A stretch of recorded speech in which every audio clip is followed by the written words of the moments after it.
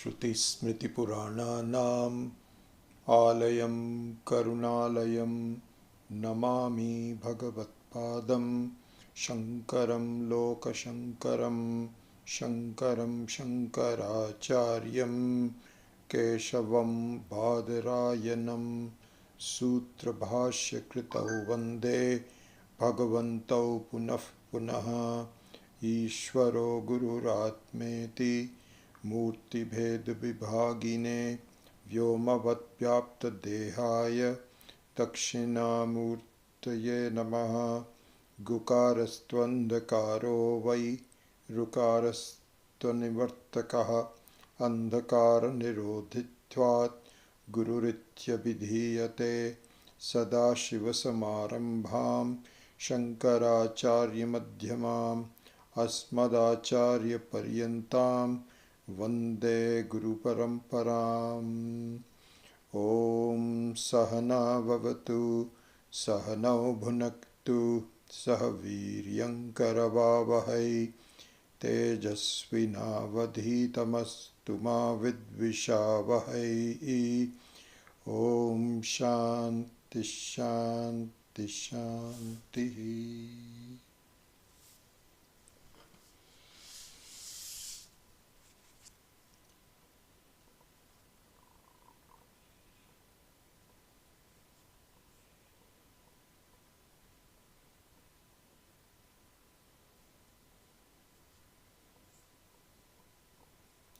We silence the phone.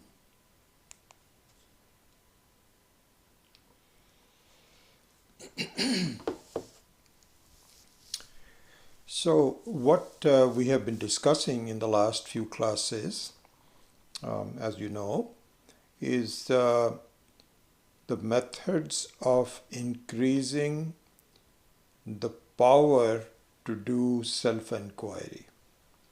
So this followed the section on what to do to inquire into ourselves and also the Paramatma. And the two are eventually the same. Initially they look different, but on inquiry they coalesce into a single entity. So how to do it was the first part. And then as we saw that once you have an idea of where you are going, or we took the example of hiking, you need to figure out exactly what are some enjoyable places to see, some new mountains, etc. But then after that, you have to follow up that inquiry by increasing your samarthyam. Samarthya means readiness to undertake that journey.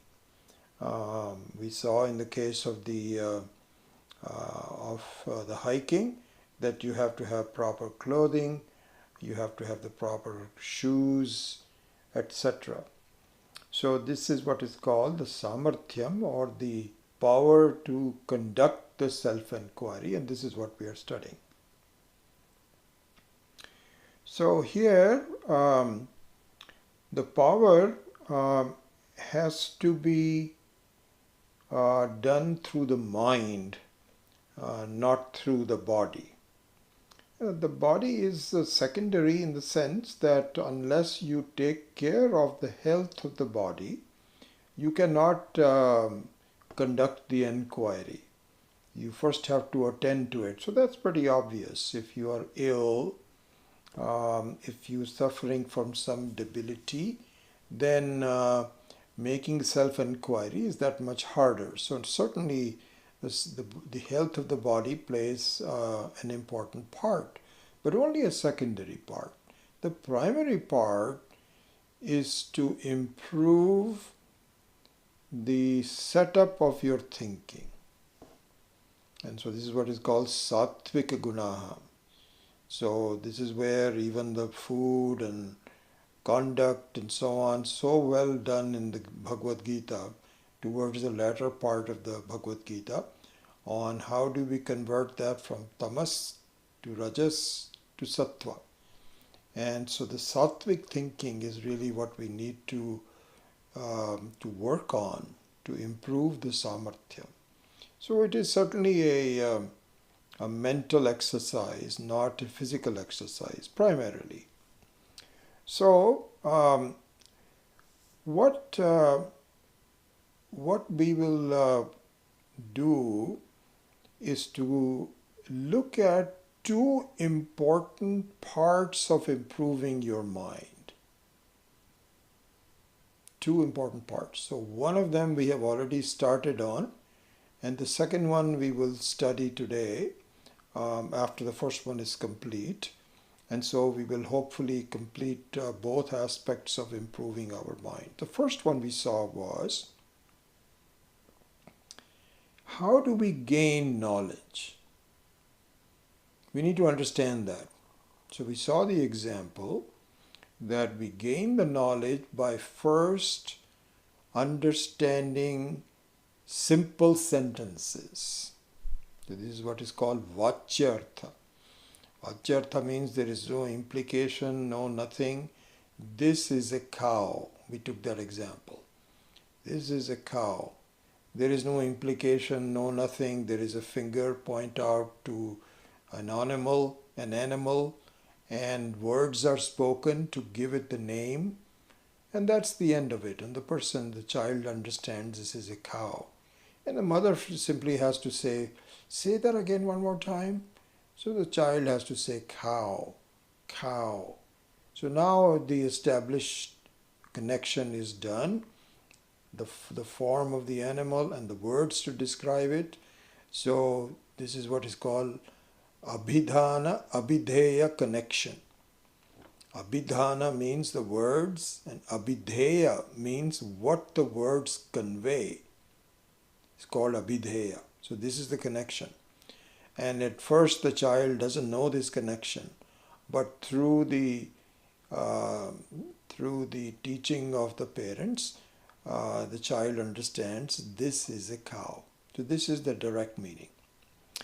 Then comes an advanced understanding, because we saw the example that if the child sees a black cow,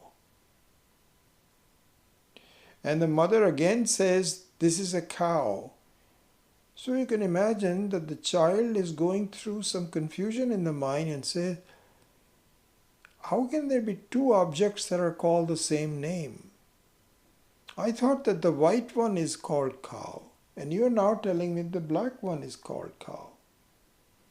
So he may or may not be able to express the doubt, but the mother and the father have the responsibility of clarifying for the child that, baby, these are what is called the cow family, and the color is incidental.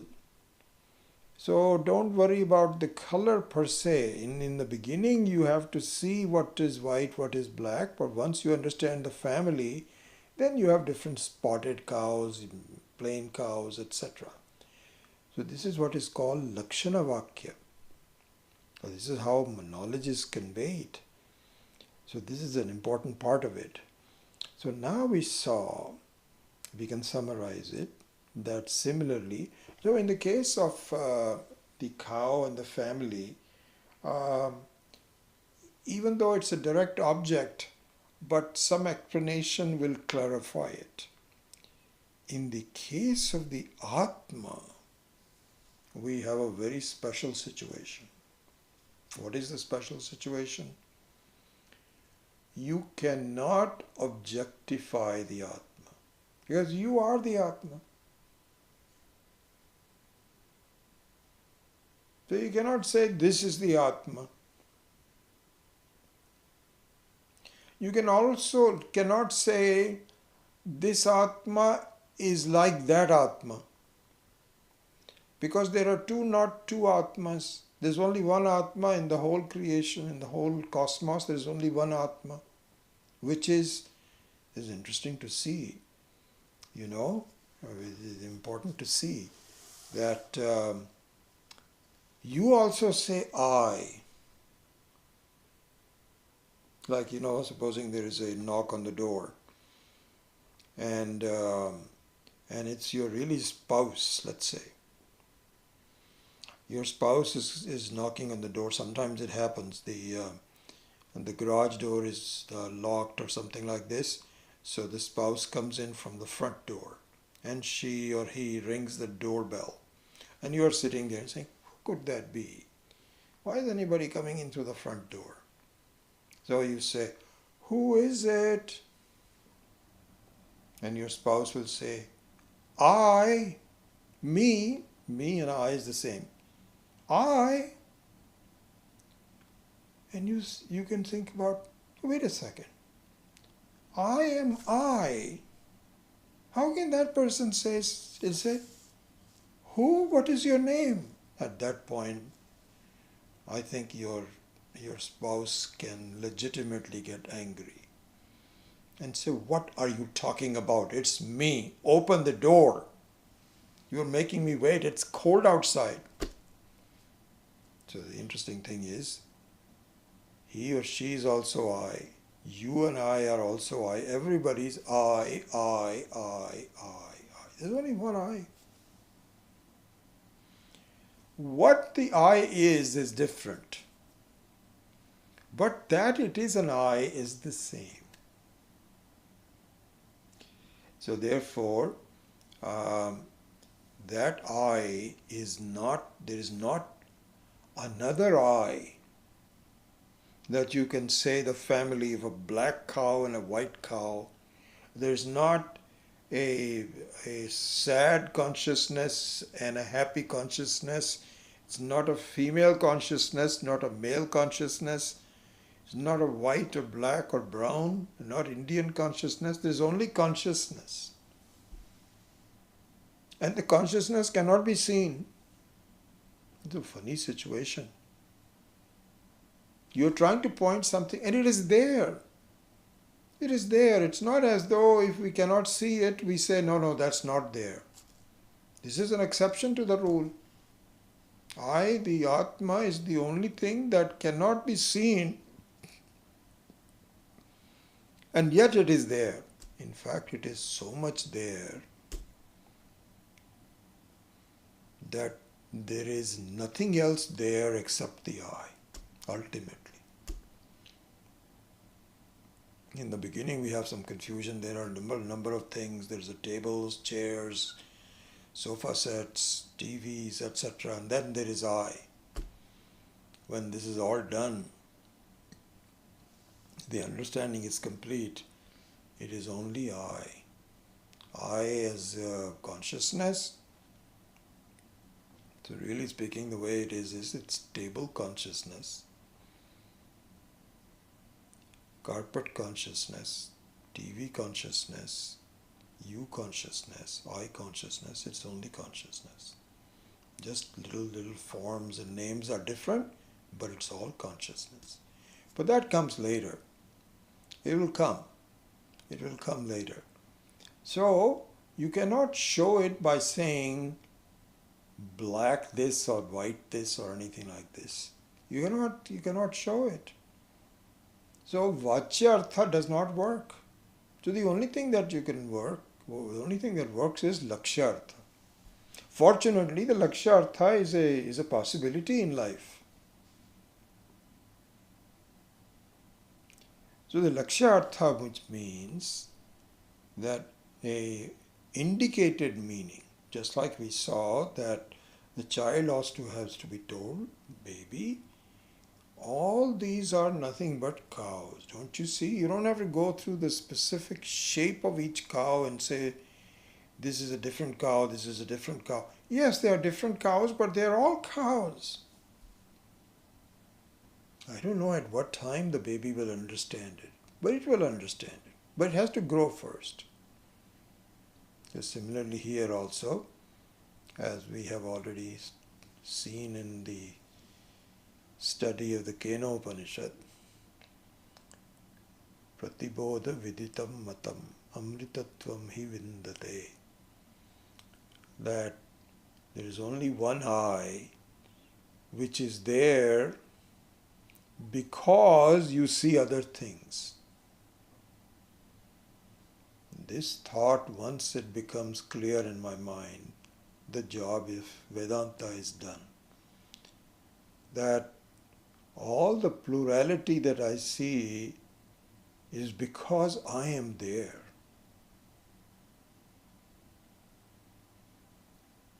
And so, as a reflection, I see it's kind of like looking at multiple me's in multiple mirrors. But the multiple me's in the multiple me's eyes in the multiple mirrors is only possible because I am there. You see, this is the thing. Then at first we say, what? Is that what Lakshana Vakya is? How is that? Where am I? Hey, don't look around. It's you. That takes some mental growth. If the baby also doesn't understand the black cow and the white cow are really the same cow, we should not sneer at the baby and say, you are so stupid. I can't believe it. You can't see it. Can't you see that they're all cows? The baby says, but this is different than that. I know they're different, but don't you see they're the same? The baby says, no, I don't. Same as the situation. We need to be really patient with ourselves. But eventually that will happen. Anyway, so there we saw that the progress of understanding the reality of the atma is first of all going from vachyartha to lakshyartha, from limited to the unlimited.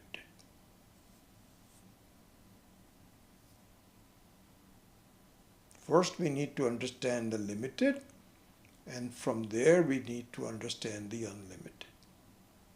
Because as we saw, again I'm just repeating myself, a person who speaks the truth is going in the right direction. Because, and this is an important thing to see, that for us to understand the truth about myself, I must be clear about relative truth. I must be truthful as a person.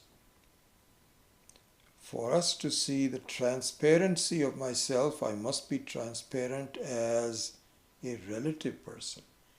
If I want to see the reliability of myself absolutely, I must understand the importance of being reliable relatively. All those kinds of things. So, this is where we go from the limited to the unlimited.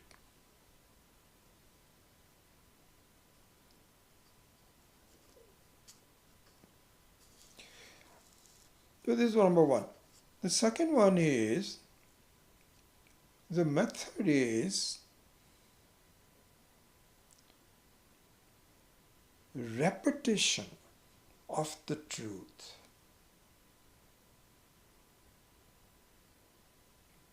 Dwelling on it is important. So first we do a simple action, and then we understand the meaning of that action.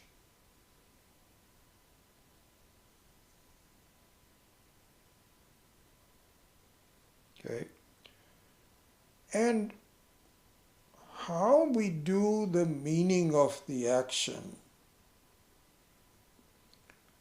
how we do the action and understand the meaning is best conveyed by what we ended up talking about in the last class, which is japa yajna. Japa yajna is very important. Japa yajna means that if you want to go towards unlimitedness, go towards independence of time, independence from time, the absoluteness of it, you must convey those words that talk about the absoluteness, the infinity. You must use words, because the words and the mind are interconnected.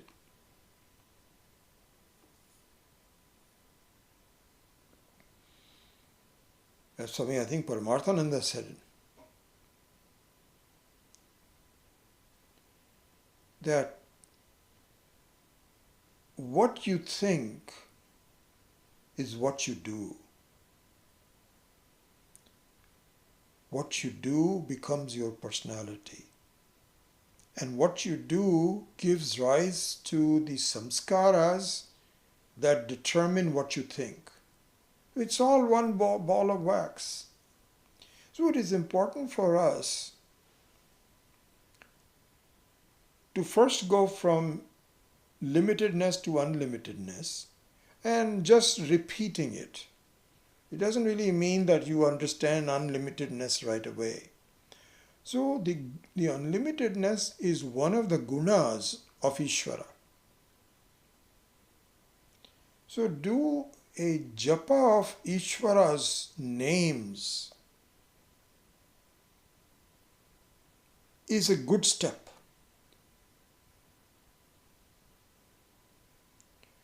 And as we saw that example of this girl who got married and her husband's name was Narayana and her father-in-law's name was Vasudeva.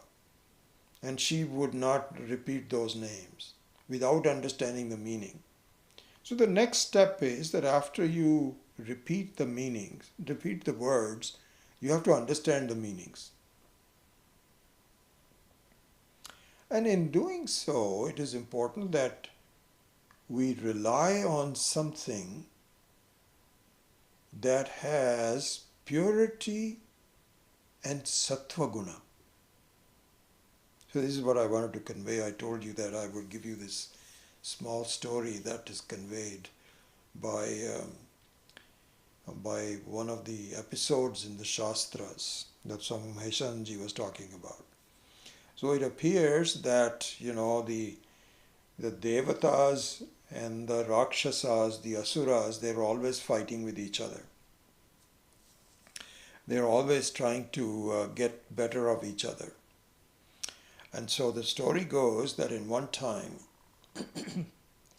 the Devatas, they just wanted to sit down and meditate. And away from the interference of the Asuras, because the Asuras always disturb them. They throw raw pieces of meat at them, and all those kinds of stories in the Puranas. They disturb the purity of the rishis and the Devatas. So the Devatas said, what we need to do is to find a place to hide so that the Asuras cannot find us. So they said, let's do this. Let us go hide in an eye, inside the eye. We'll hide it there, and the Asuras will not be able to find it. So the Asuras said, what happened? Where did they all go? So they asked one of their representatives to go find them. This is ridiculous. We want to disturb them. Otherwise, they will gain victory over us. So they conveyed a lot of people to go find it. And they came back, after a while of search, they said, oh, we found them. They are hiding in the eye. They're hiding in the eye? Okay, let's go to the eye. So they approached the eye and said, by the way, you are having all these devatas, we give you a better deal. Because, just you're only just inward bound, you're not seeing anything. We will take you to some beautiful sights around the world. This is exactly what happens to us. So these all have parallels in the way our life is. That our eyes say, you ask somebody, hey, where are you going? He says, no, I want to go on a cruise. Going on a cruise? Why? Oh, we have not seen the Eastern European countries yet. You have not seen the European, so what is going to happen? No, but it'll be so much fun to see the castles. So all the asuras all said, he says, you know what? We will show you we'll take you to so many cruises. And they had all these brochures about Hawaii and Eastern Europe and Africa and Italy and so on and so forth. So the eyes said, it's not a bad idea. So the eyes started to go around, and the devatas were disturbed. So the devatas said, you know what, let's find another place. So they went to the ears. And again they said, can we please sit here quietly? The ears said, okay, fine. You just do the japa. Om Namah Shivaya, Om Namah Shivaya. And it looks very nice. It just sounds excellent. You feel good about it and so on. Again the Asura said, what happened? Where did they go? Again they found out, they are hiding in the ears. So they went to the ear and said, isn't this boring? You're just doing Om Namah Shivaya, Om Namah Shivaya. Have you listened to some of the rap? I don't know about you, but I saw that halftime rap program in the Super Bowl. I don't know if you ever saw that or not. But everybody said, you have to see this. I didn't see the game very much, but at least I saw the halftime a little bit, and the commercials and so on. So I had my wife and I said, let's go watch this. It was horrible. All that music was so but they must have paid like $20 million to these artists to have this strange rap music. No sense, there's no beauty in it. But it's all different. So they told the ear, we'll give you all kinds of different music, classical music, this, that, or the other. The ear said, that sounds like a good idea. Similarly, they went through all the senses, and devatas were getting tired. So they said, you know what? We have heard the prana is a very strong sense organ. And it's very sattvic. I don't know why we didn't think about that. Let's go to prana. So they went to the prana and sat there with long pranayamas, equal taking in, taking out, wherein makes the mind so calm. Asuras found out. Oh my God, this is ridiculous. They have again escaped us. Let's go disturb the prana. They went to prana and said, we will give you all kinds of different you can breathe quickly and this, I don't know, all kinds of things and so on. Prana said, get lost. I am not to be bought. I am not like the eyes and the ears and the nose. I am a pure person, and I like calmness, and you have nothing to sell to me.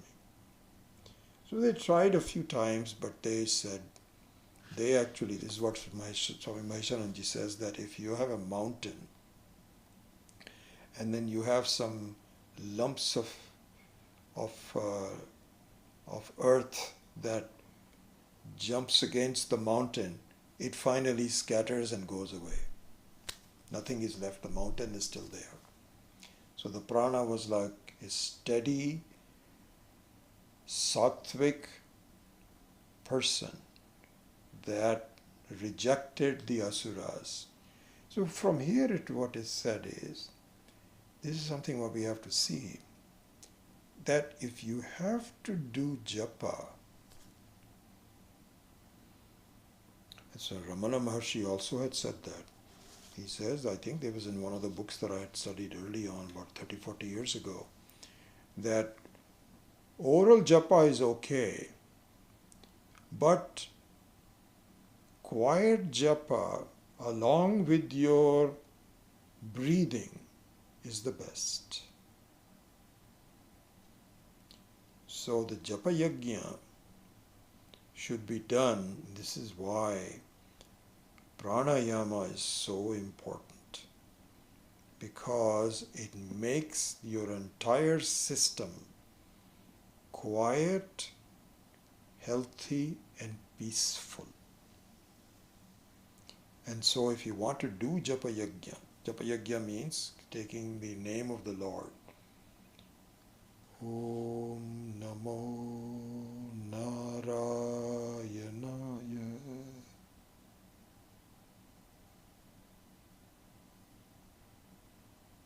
Om Namo Narayanaya.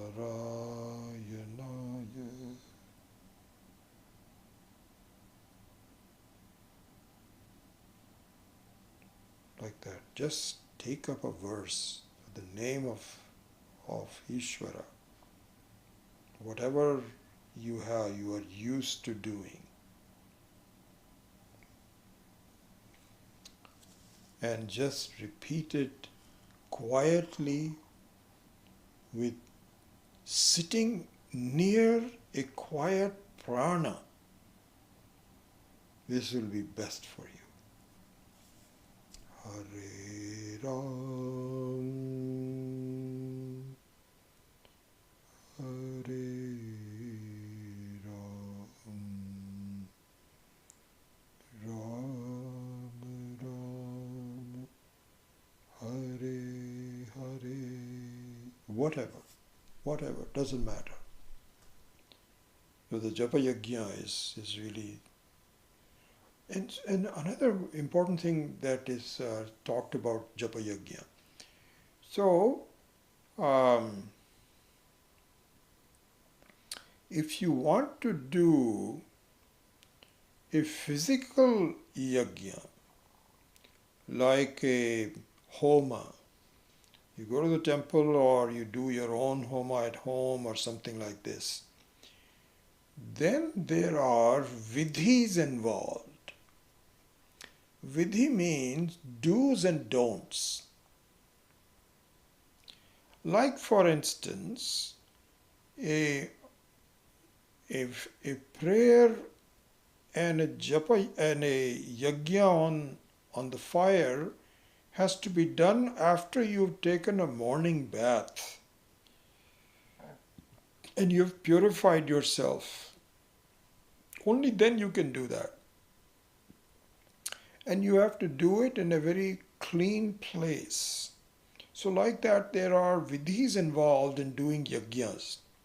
That's why you have to go to the temple, because the priest takes care of all of those kinds of things. And if you want to do it at home, you must also have a nice clean place, right time, and you should not be sleepy, you should be awake, and so on. These are all on the different yajnas. Japa yajna has no such limitations. You should take, and you can take, the name of Ishvara at any time, at any place, under any circumstances. It is just as appropriate. This is the importance of japa yajna. It is totally independent of any conditions. You cannot say, right now I'm just eating and I cannot talk, that you cannot give the name of the Lord. Why not? This is why they say that you should begin a task with Om, you should end the task with Om, and say Om at any one time, whether you're sleeping, not deep sleep, but when you are ready to go to bed, getting up, reading, eating, anything you're doing, just take the name of, just do the japa of the name of the Lord. This is the beauty of it. No conditions, no vidhis. Okay.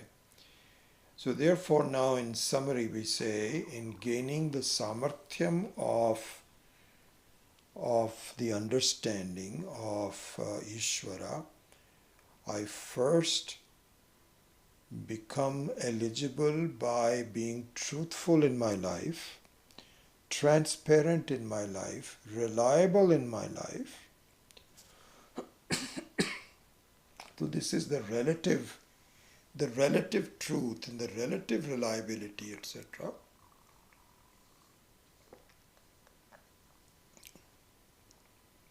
Then I inch towards those qualities of God by repeating the names of God that are symbolic of infinity.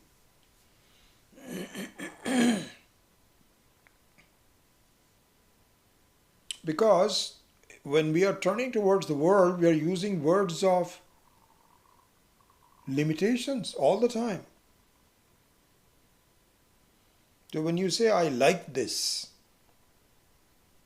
it's very obvious that when you say, I like this, I only like this, not that.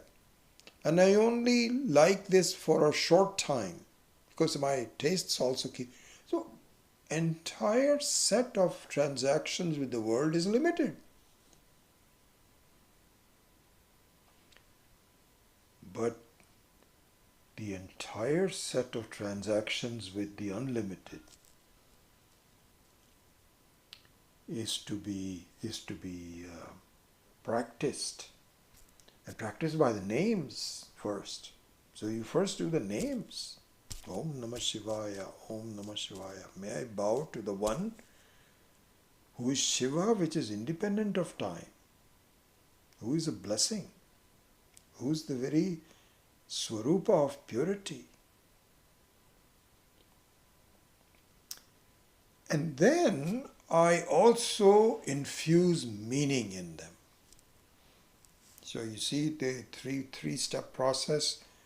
One is to graduate to the relative gunas that you are trying to aspire to. As I said, truth, reliability, transparency, and so on, relatively.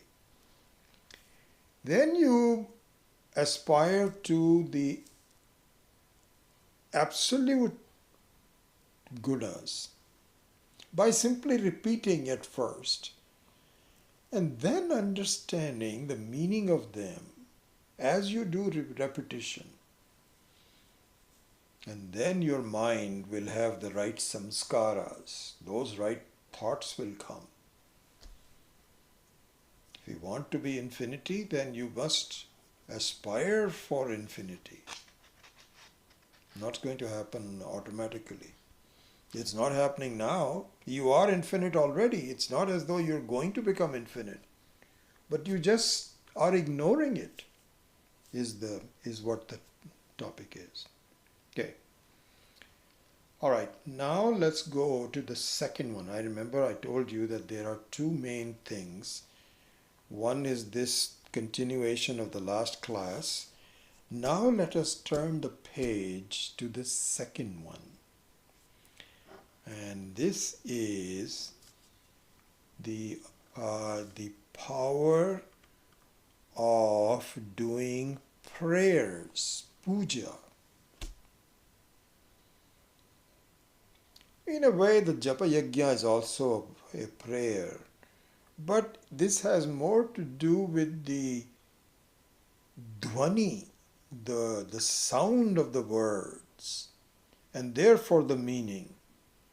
But the prayers and the puja involves your body, your hands, your mind, your eyes, your tongue, everything. So this is a kriya. This could be called a kriya yoga. So now let us look at the details of this kriya yoga. It's not the same as people use. I'm just giving it a name. Kriya yoga means one which has to do with prayerful actions. That's all I'm saying. Not the Kriya yoga that I don't know anything about it. They are Kriya yogis and I have no idea what they are all about. I haven't studied it. We haven't been taught that. So I have nothing to say about that. But this has to do with the fact that the second samarthyam, again of the mind, is how to do puja. So this is very similar to the words, and so goes with direct, indirect, and meaningful. So those three steps are still there. So okay, and so direct, indirect, and meaningful. And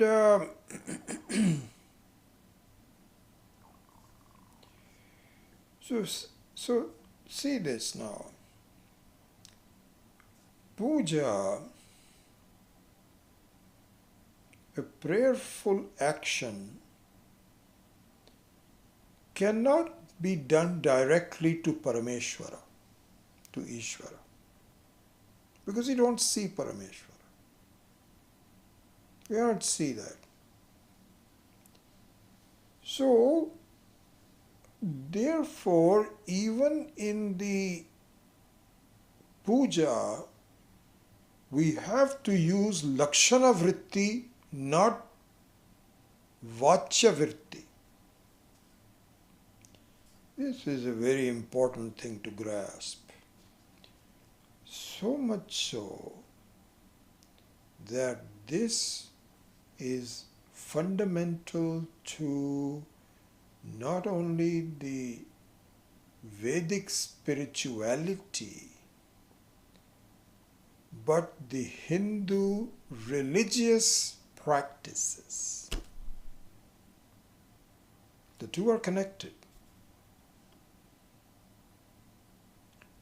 So much so that not understanding this Lakshana Vritti for doing the puja gives rise to mindless prayers and criticism from non-Hindus, even scorn of the non-Hindus, who say that these people are idol worshippers. They believe in many gods. This is a very prevalent thought. And this is the method for people that are proselytizers. So there are, as you know, there are proselytizing religions who believe in conversion, and non-proselytizing religions that have faith in their own religion, but they do not convert anybody else forcefully. So amongst the formers, of course, Muslims and Christians. So those being proselytizing religions, they find it very convenient to criticize Hindus for being idol worshippers and being worshippers of many gods. One humorous thing that happened, actually not that humorous, in the year 2000, Swami Dayanand Ji, because we know at that time the Pope had gone to India and said that the next 1,000 years is where we Christianize the Asians to Christianity. Christianize Asians.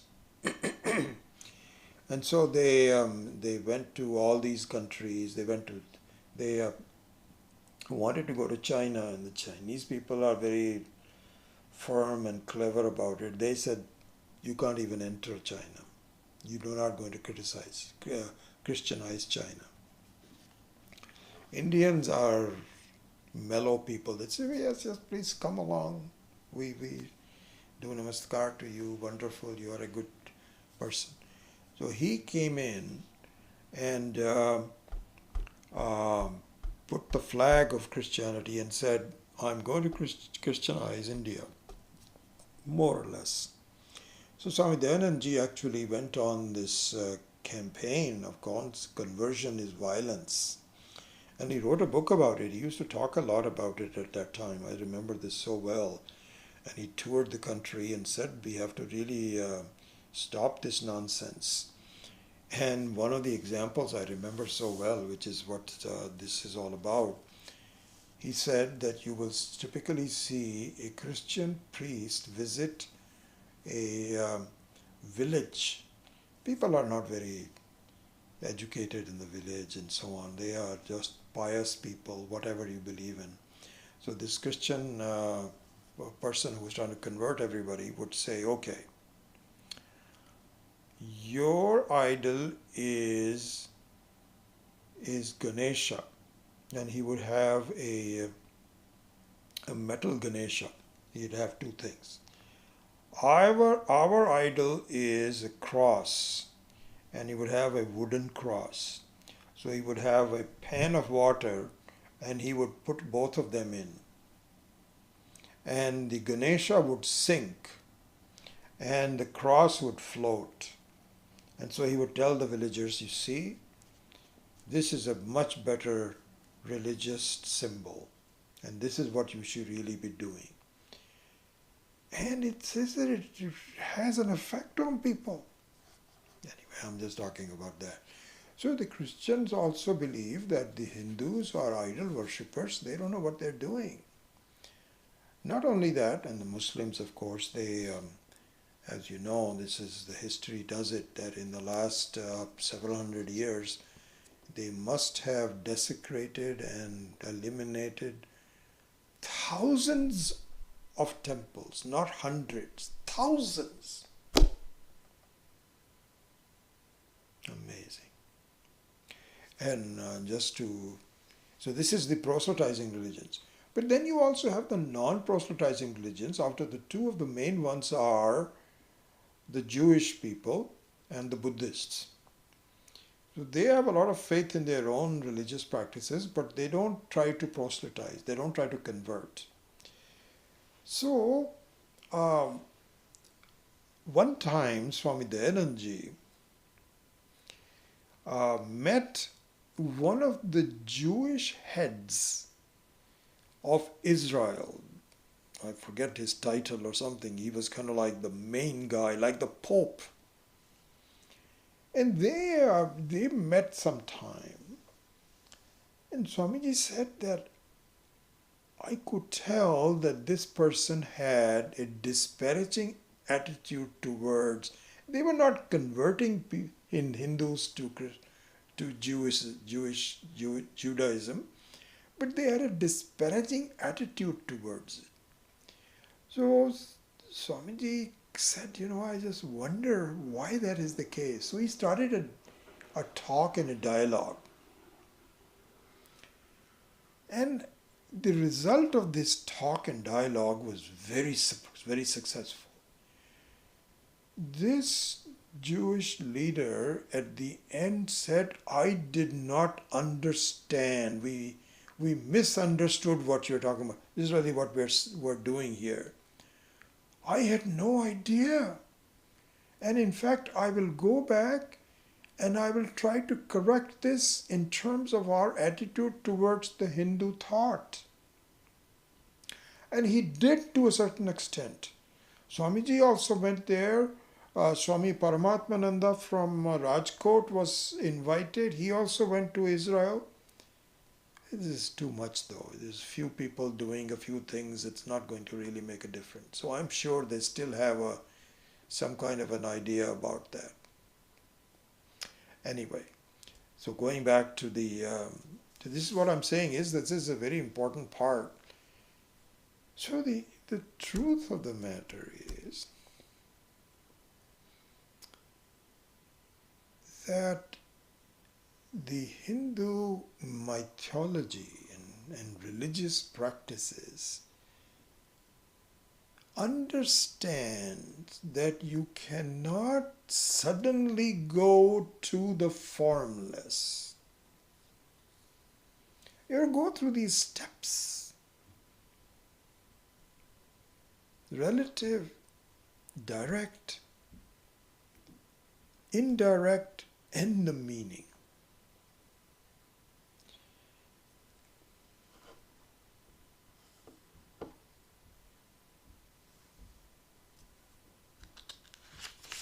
So, for example,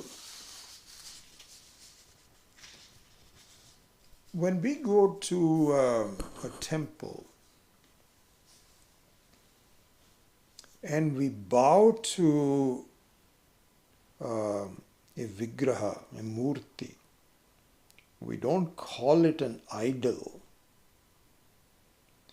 It's a disparaging word.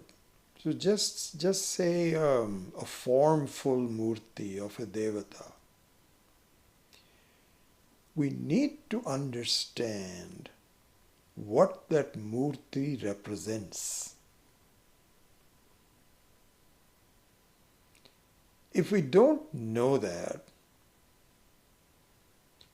we are likely to misunderstand what the murti is. Here, Swami Maheshananji gave a beautiful example. I thought I was just very impressed by that.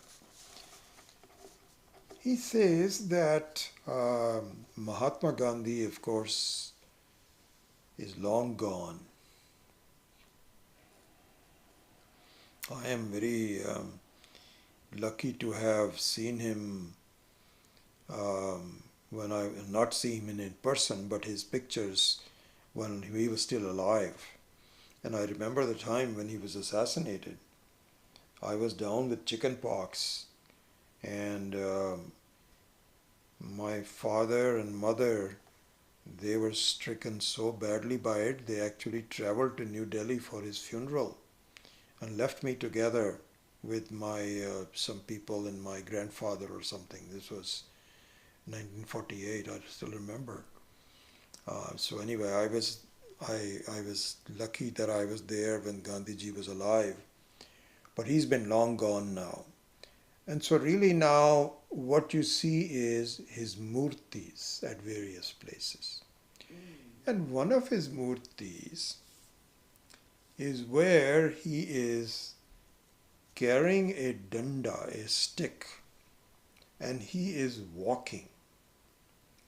So this is what is called Dandi Yatra, the salt march, because he wanted the British people to say, do not eat salt, and we are going to do a satyagraha against the British. So he started that movement, the salt movement.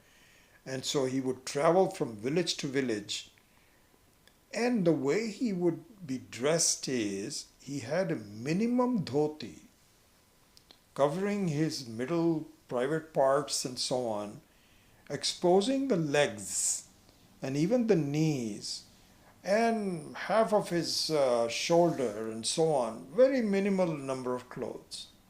This is the picture. This is the murti that you find at various places. I'm sure you've seen that. Now supposing some casual person comes in and looks at this vigraha of Gandhiji, will say, what is he wearing? what's he doing? He looks kind of funny. He's not even wearing the proper clothes. He doesn't have any pants and shirts. He looks very strange.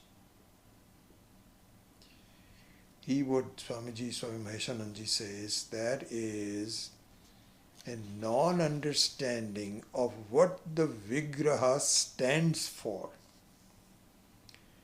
What the Vigraha stands for in Gandhiji's Vigraha, Gandhiji's Murti, Gandhiji's form, is the conveying of the fact, telling all of his followers, please use the minimum number of things that you need in your life, no more than that. Let us make a sankalpa that we are not going to wear clothes, eat food, do whatever is necessary, but mostly as the minimum level. This is what he wanted to convey. If people don't understand it, then the Murti of Gandhiji will be mistaken completely. People will criticize it. So similarly here also, when we do a puja of the Murti of a Devata, let's say Shivalinga, and you have a Murti of Shiva, we need to understand something. So here, Swami Maheshananji explains, what is it that we need to understand? Let's think about that. So he says, let us just look at what we need when we do a puja. What is the significance that we need to understand about that Murti?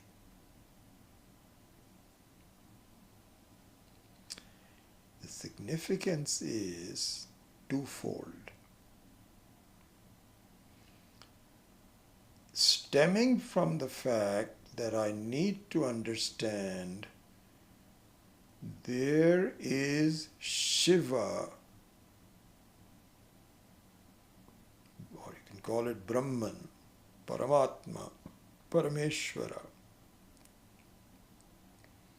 everywhere. It is not just in you and I, it is everywhere. In all living and even non-living things is nothing but an expression of Shiva.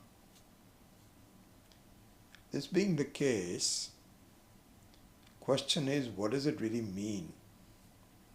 And what do I gain by that? So Maheshananji says, here's what I think you should think about. If you want to understand what the Murti stands for, here's what you need to think. Two things. One is, I will not try to give dukkha. Dukkha, as you know, is the Sanskrit word for pain and sorrow and problems, is dukkha. I will not give dukkha to anyone. Why not? Because the core of anyone is Shiva.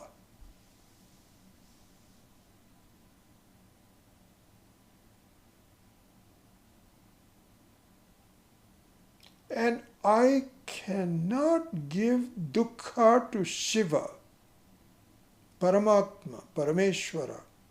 I cannot. It's a wrong thing to do. But this is one. The second thing to understand when I am doing puja to a Murti, Swamiji says,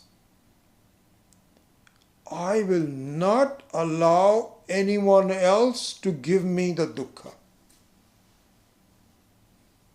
Equally important. Why not? Because Shiva is in me also.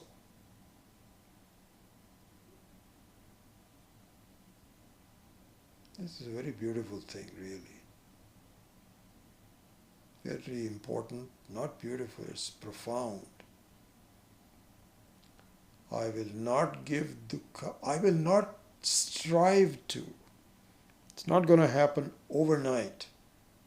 But unless we make it into an objective, it will never happen.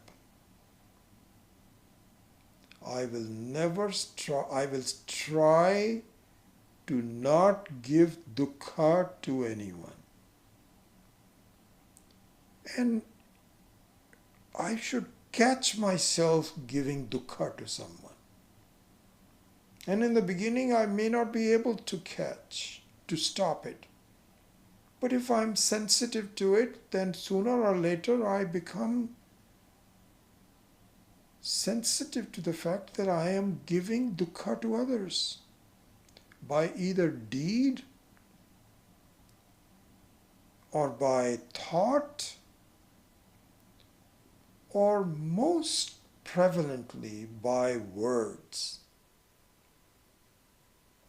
By not using the mildest of words, the sweetest of words.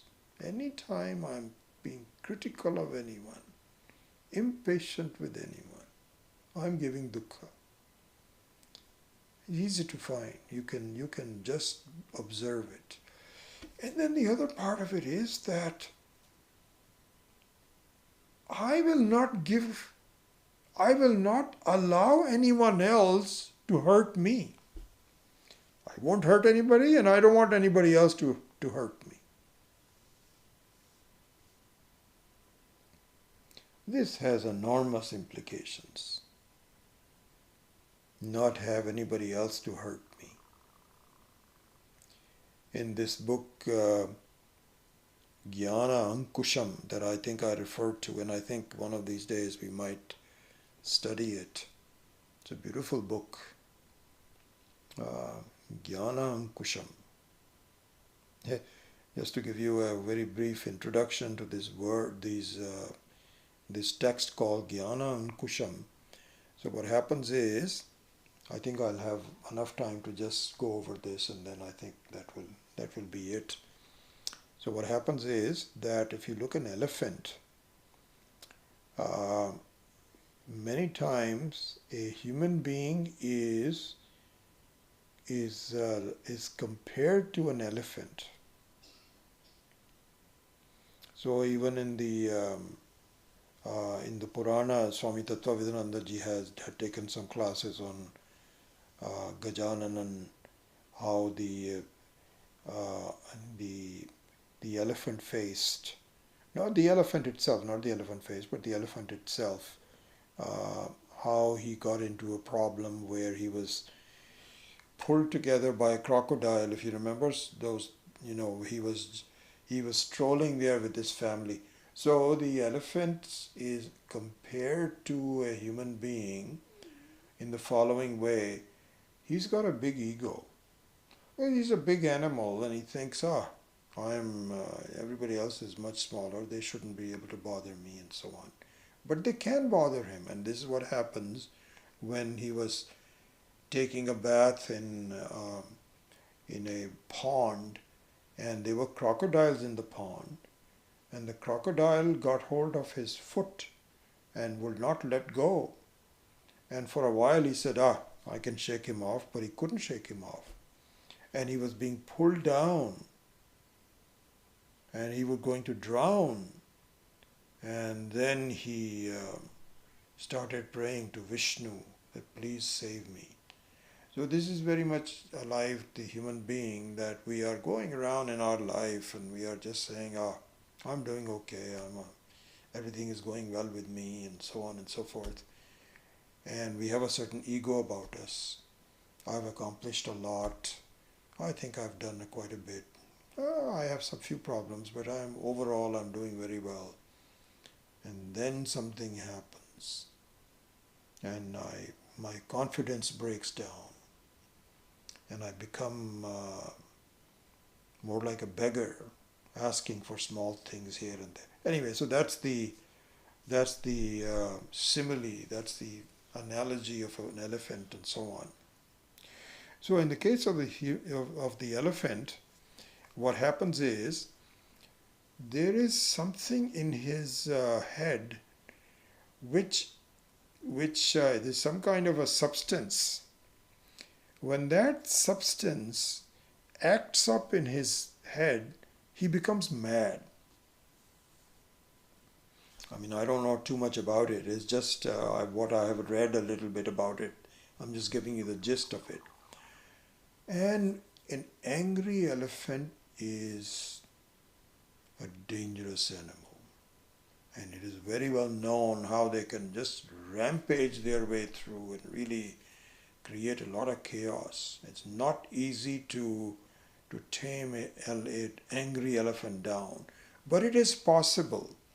And the way it is done apparently is that the mahout is the person who is sitting, who's training the elephant, not training, but he is controlling the elephant, has a long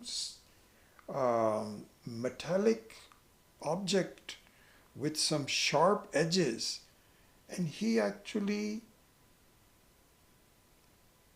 puts this thing on his head somewhere, so that this is called ankusha. So ankusha means some kind of a weapon which can be beaten down to subdue this anger of the elephant. This is the simile of this book, and I haven't finished reading it the second time. I've read it once, but the second time I'm just reading it one chapter at a time at night time. Beautiful book. So the reason I mention that in there it says that when you get angry as a result of something that happens to you, most of the time, almost the entire time, when you are severely disappointed at something, it just somebody says something to you, somebody does something to you. So here's saying something to you. Let's take that example. Not doing something, that's a separate thing. Saying something to you, and something which is very hurtful to you. Normally it is very hurtful to you.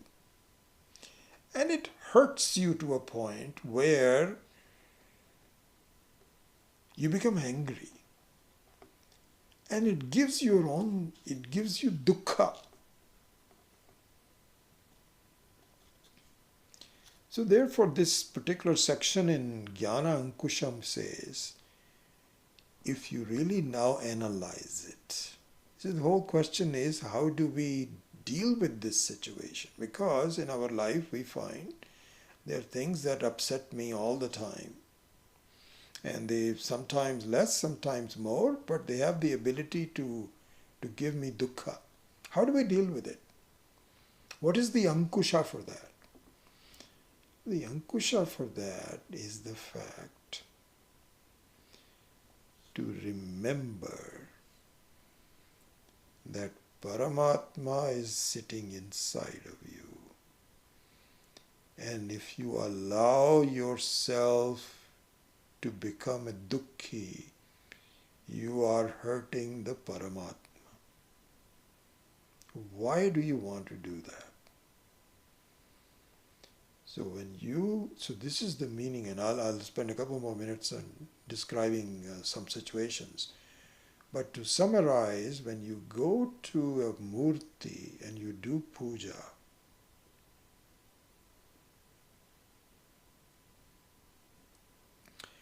do you go to Dakshina Murti or any other Shiva, just as an example. What you need, your puja should be to bring the highest ideal in your life. It is not some trivial thing, oh, give me this and give my son a good job. You can do that if you want to.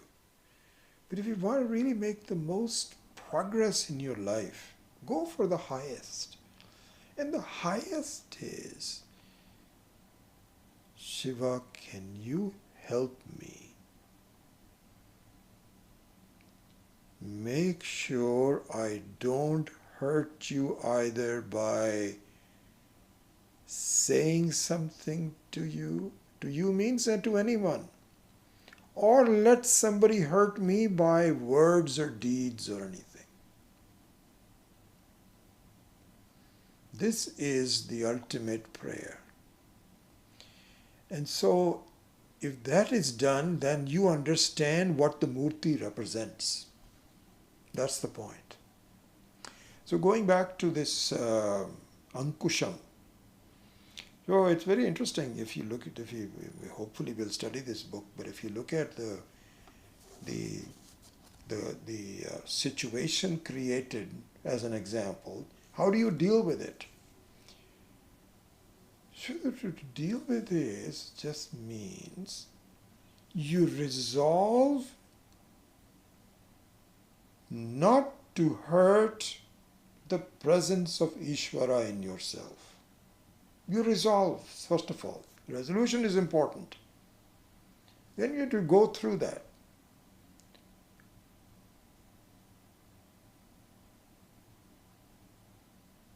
Dismiss the poignancy of the words. And you don't have to do that visibly. You cannot say if somebody is giving you some tough time, you laugh at that person. You don't need to do that. You shouldn't do that, because that will just provoke the person even more. But internally, you bring a smile to your mind and let the attempt of the other person fail. If the other person who said something to you which is upsetting is successful, then you would also be very upset and you would react in some way. There's no need to do that because you're hurting yourself. So absorb it quietly, peacefully, and let it go. And the very attempt of doing that over time means that your prayers will become more meaningful. See, this is the thing. This is where we end. Just like the words of the japa slowly become more meaningful by repetition, the attitude of prayers in life become more meaningful when you stop hurting anyone and stop being hurt by anyone. This is the true meaning of the Kriya as well as the japa. And with that comes the samarthyam, the power to do self-inquiry. So with that, I will end the class today and also say that the next class, which will be a week from today on the 22nd, will be a very special class. I invite all of you to, in fact, I will send an email. I invite all of you to please attend that class next Tuesday, a week from today, because this thought of doing the puja will be culminated in doing Shivaratri puja. Very special puja. So the thought remains consistent with what we are doing, and this is what I wanted to do all along. But the specifics of that will be something much more meaningful, which is Shivaratri, the puja of the Shivaratri. So we'll go through the steps and point out how the puja of the Shivaratri is even more effective and more meaningful as a next step in doing this visit of the samarthyam of the self-inquiry. So that will happen next. And after that, we will have I believe, I'm not sure exactly the date, but I think it's on the 3rd of March, Shivaratri. And of course, you can either go to a temple or just do it at home. That's up to you. But in terms of the preparation for it, the understanding of it, the steps involved, we will go through that in the next class. Okay? So with that, I end the class today. Om Asato Ma Satgamaya Tamaso Ma Jyotirgamaya Mrityorma Amritam Gamaya Om Purnamadav Purnamidam Purnat Purnamudachyate Purnasya Purnamadaya Purnamevavashishyate Om Shanti Shanti Shanti Hari Om Shri Guru Pyo Namaha Hari Om.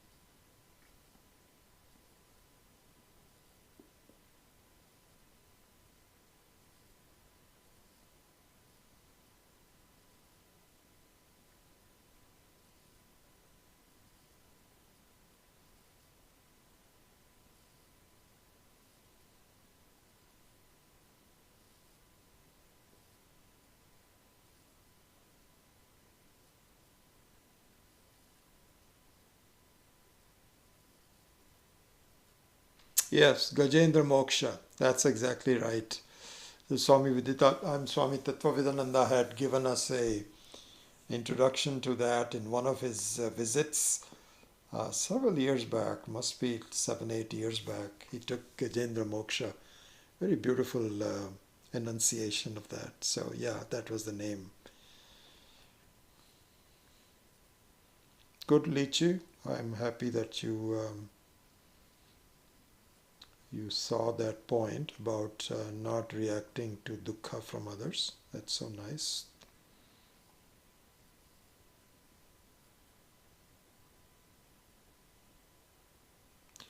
Darshana, this book, Jnana Ankusham, is also written by Swami Maheshanandji. And what I'm thinking, if you were in the Zoom class on Sunday, I had mentioned to you that I'm thinking of teaching, I'm planning actually more than thinking, of teaching the Sri Rudram, both in the long multi-year sessions in this once a week sessions, and also the 1 week session at the ashram which we are planning to do, on in the June of this year. So the Sri Rudram is the book that we're going to be utilizing, and I'm going to be writing about that to the publisher in Varanasi, and I'm in the process of actually figuring out how best to do that, how to send the money, how many copies we need, and so on. And as we do that, just to answer your question, I think as we have done in the past, I will circulate a questionnaire as to what other books you people want, so we can actually get that done centrally rather than each one of you trying to get it. I think many of them may not be available from Amazon, and if they are, they'll be very expensive. So we will try to do that. But so please be patient. I will look for all these nice books, some old, some new, and see which ones people want to get. And so the Jnana Ankusham will be one of them.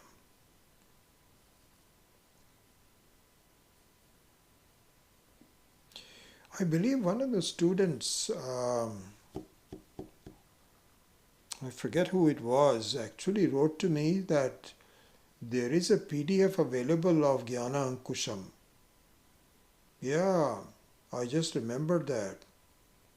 So I will send that information out to you if you are interested in getting that. It's in Hindi, so you have to know Hindi for getting that book.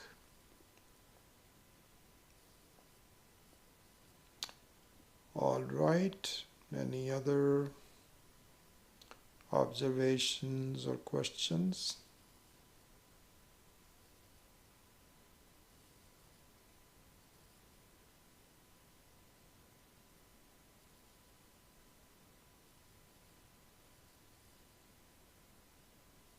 I don't see anything. So with that, I take your leave, and I hope to see you in this special class regarding Shivaratri next week on the 22nd. Hari Om.